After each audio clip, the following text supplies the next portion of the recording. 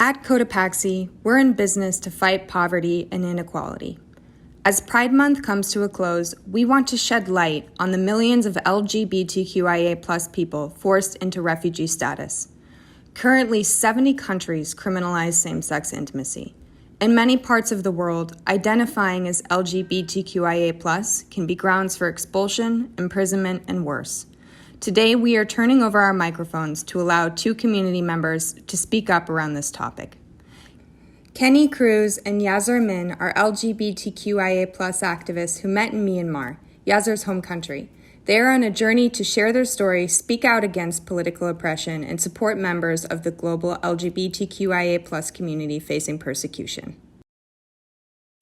Yes, my name is Yazar Min. I'm Myanmar citizenship. We met on dating application in 2016 New Year Eve, and then now it's been over 4 years. We married March 19. I moved to US February 26.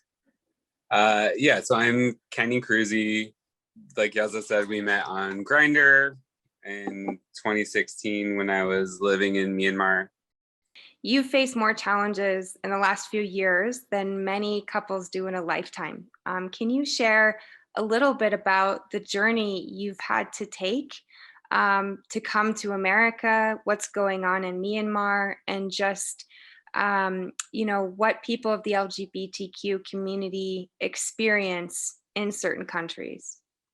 We decided to marry to start a new life together. So Kenny moved back to US, and also we've been trying to get my visa for 2 years. Immigration process took so long, and also immigration process is very long, and also I have to wait for a visa interview for a couple of months, and also after I got the visa after 2 years, the military coup happened in Myanmar, February 1st, 2021. I left Myanmar February 26th. So during this day, it was the nightmare, because sometimes I cannot contact Kenny because the military cut off the internet. So our communication was so bad during these 26 days. Was nightmare for me and for my country. Kenny, what's been your process through this, and just having a partner who lived through this military coup and who was probably at additional risk because of his sexuality?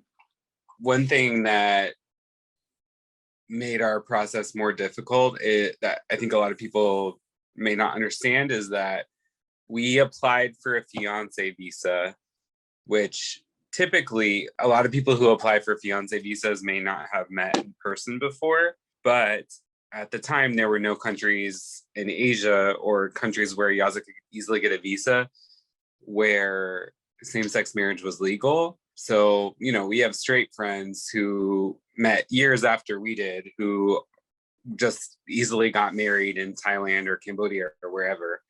And then everything is much easier after that. But because we had to get to a country where same-sex marriage was legal, that was a difficult process, and that made our whole application take longer. Whenever you go to the embassy for these kinds of things, you have to bring Yaza brought thousands of pages of documentation to his interview, and there's always the worry that he could get stopped and someone could look through those papers and see all this evidence of our relationship, which is what we have to have for the US government, but which could theoretically endanger him in Myanmar. As he said, it's gotten more open in the last 10 years, but it's still illegal to be gay. And people who are gay, people who are LGBTQ are generally, it's okay. But if you're some kind of activist, or if you're involved in politics, or if you're a journalist, the government can use the fact that you're LGBTQ to target you, to retaliate in some other way. It was very difficult when, Yaza on Friday, Yaza got approved for the visa, and it had been almost 2.5 years since we applied. So we had waited a really long time. He got approved for the visa. The embassy had his passport. And then in the middle of the night, like 2 or 4 in the morning, Sunday to Monday, the coup, at first they just targeted people, very prominent activists and politicians. But yeah, I found out about the coup through the news. It was the middle of the night and they shut off all communications. So I couldn't reach Yaza for like 4 hours or 6 hours or something. And he, he worked at an international NGO. So there's always like, when these kinds of things happen, there's additional focus on people with international ties, of course. So yeah, it was terrifying. A lot of my friends in Myanmar found ways to get online before Yaza did, like hours before he did, and a lot of them didn't know about the coup yet. So I was like telling friends that there had been a coup, and yeah, it was terrifying. We had lots of friends who worked for LGBTQ organizations or who are involved in politics or who are activists in other ways who, like, we have one friend who's been in prison for like maybe 3 months now, and other friends who are in hiding. Like, they release a list of wanted people every day, like probably 20 people. So we know people who have been on that list or like family on that list. And so like specifically for the Myanmar situation, of course, like it's more like they use being LGBTQ as an additional way to retaliate or like leverage someone. For example, we have a friend who is Muslim and very active politically in the NLD, Aung San Suu Kyi's party, and he has been in hiding since the beginning of February, like changing houses every 2 days. And he's also gay, but the thing is, like, right now that so many kinds of people are in danger. Even just Yaza has friends who the military went into their house and tear gassed their whole family for nothing. They're just like trying to create chaos and terror among the general population. So lots of different kinds of people, like ethnic and religious minorities, are in danger, but really everyone's in danger. Wow, that's really disheartening to hear. You know, this is also incredibly scary, and thank you for informing me and our audience a little bit just about your story and also what's happening in Myanmar. And I hope your friends and family find a way to just kind of be okay and get through this situation. And I hope things return to stability.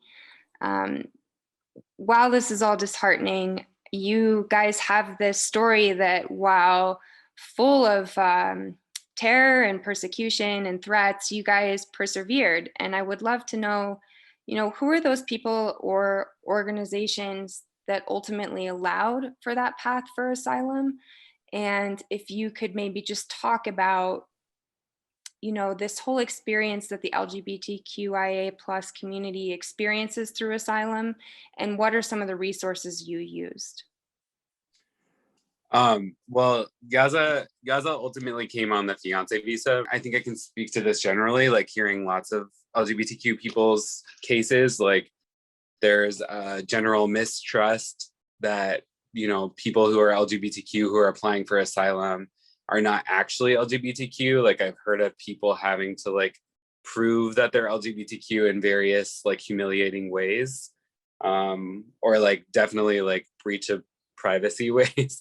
But yeah, he also, we didn't, for our friend, he had to write a letter explaining why he was applying for asylum, and it would have been very dangerous for him to write in that letter that he was gay, because if he's been in hiding since the beginning of February. So if he had written that he was gay and he were found with a letter saying that he's gay, that would create added danger and charges and everything if he were to get arrested.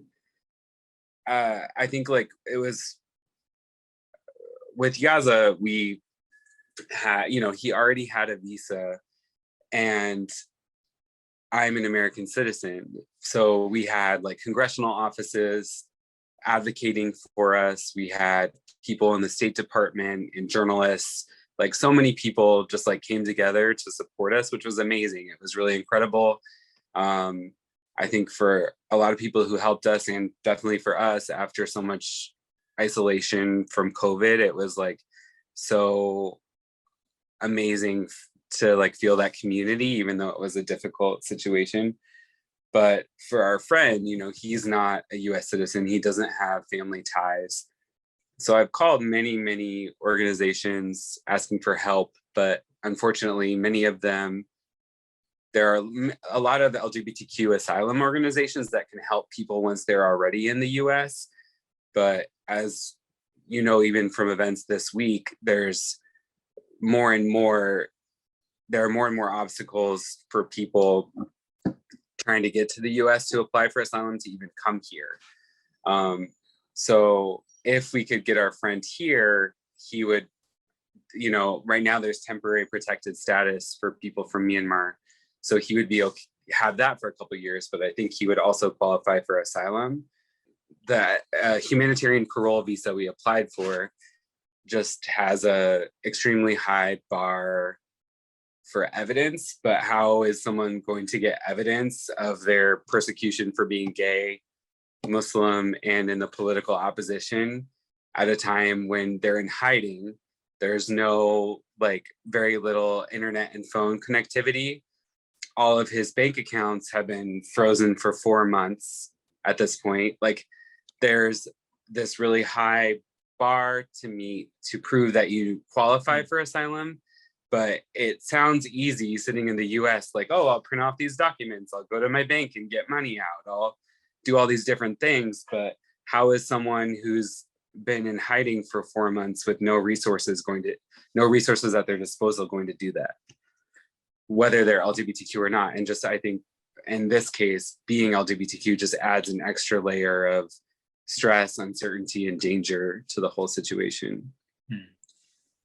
I'd love to know a little bit about your experience with one organization you did mention that provided help to couples like you, which is Rainbow Railroad. Can you maybe speak about their mission and just kind of how they helped you, and just kind of how important you think it is for organizations like that to receive support? So Rainbow Railroad, they help LGBTQ people flee countries where they are persecuted and get to the US and Canada and apply for asylum. Obviously that wasn't our situation, but they have referred us to other organizations that could help for our friend's situation also. A lot of LGBTQ people around the world are disproportionately impoverished, disproportionately like at risk for harm from the police and military of their respective countries.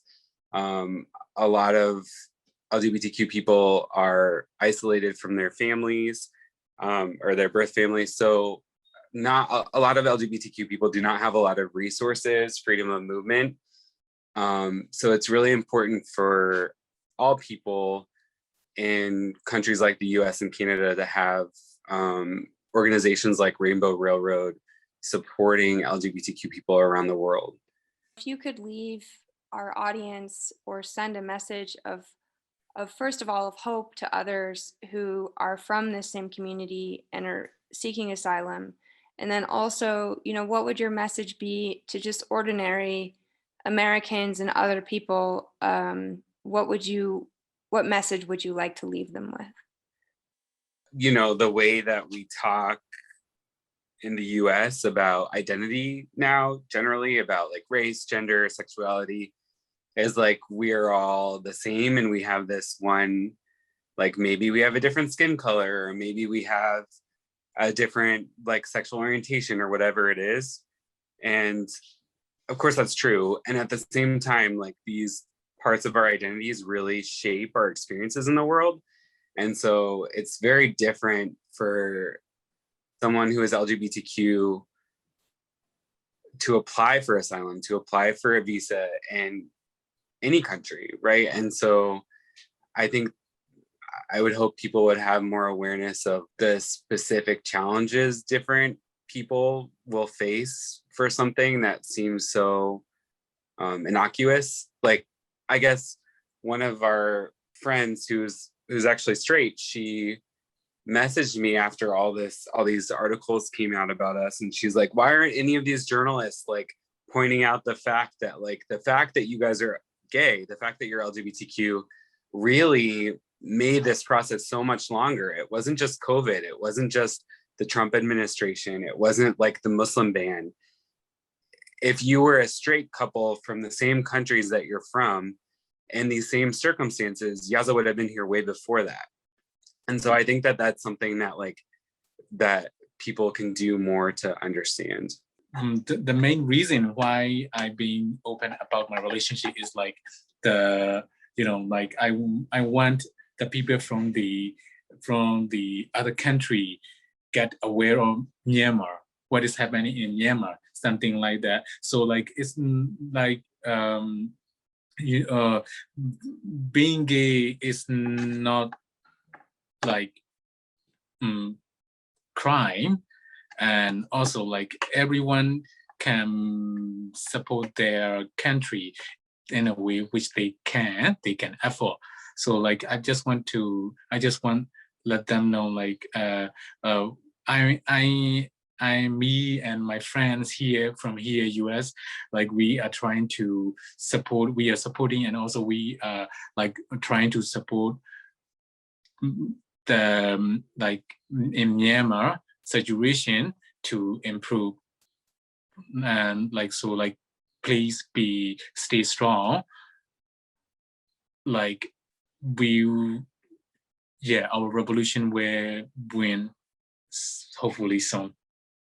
One thing I really appreciated when I lived in Myanmar is that the younger generations, I worked with a lot of people from villages who were very religious, and they're so open. They just want to know about what's going on in the world outside of their villages, outside of Myanmar. They want to like learn about people from different backgrounds, and they're like, when they would find out that I'm gay, they were so supportive and they're so loving and supportive of us. And I think that that's hopeful all over the world, is that the younger generations are more and more supportive of people who are different from them. In Myanmar, like most people, they think like, gay people are so sexy and they're not brave enough or something like that. But now, like, the military coup happened in Myanmar, and the military, they are killing people for nothing. So like most of the young generation, they went to the ethnic army group to fight back against the military. So like among them, like there are so many gay people. Like one of the gay couple who is very famous in Myanmar. They like he is makeup artist, but normally he just like people think, okay, he's not brave enough or something like that. He's scared, sexy, something like that. But now, like during this situation, he went to the ethnic military to fight back against the military. So that is so impressive, It's really, really impressive about like, so it's not about like brave, courage. It's not about that man or like a woman. It's just about like being, human.